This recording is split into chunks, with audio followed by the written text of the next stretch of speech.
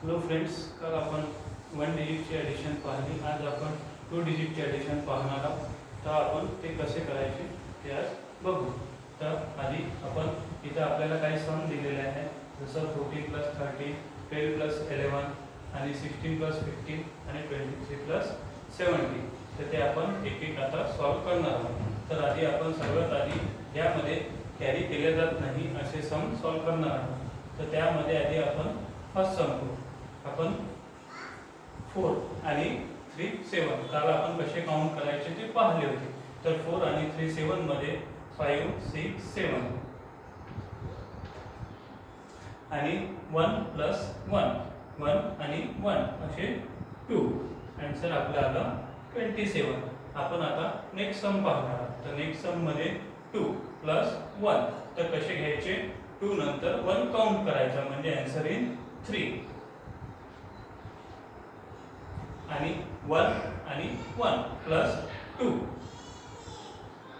हे आपण सम पाहिले, हे विदाउट कॅरी. आता आपण विथ कॅरी सम पाहणार आहोत. तर विथ कॅरी आपण सम कसे करायचे ते आधी बघू. तर 6 आणि 5 6 आणि 5 काउंट, 6 नंतर 5 काउंट करायचे. 7 8 9 10 11. आता 11 आला त्यामुळे इथे आला 11. आता 11 आपण इथे लिहू शकत नाही, तर आपल्याला त्याचा मधला राईट साइडचा डिजिट, राईट साइडचा डिजिट कोणता आहे तर 1. तर आपण इथं 1 लिहून घेऊ. त्यानंतर हा राहिलेला 1 जो आहे लेफ्ट साइडचा डिजिट आहे, तो आपण इथं कॅरी करायचा आहे. तो केला आपण इथं कॅरी. आता कॅरी केल्यानंतर काय करायचं आहे आपल्याला, तर त्यामध्ये तो ऍड करायचा आहे. तर 1 + 1 + 1 म्हणजे 1 + 1 आणि +1 असे किती 1 2 3. त्याचा आन्सर आपल्याला किती आला 3.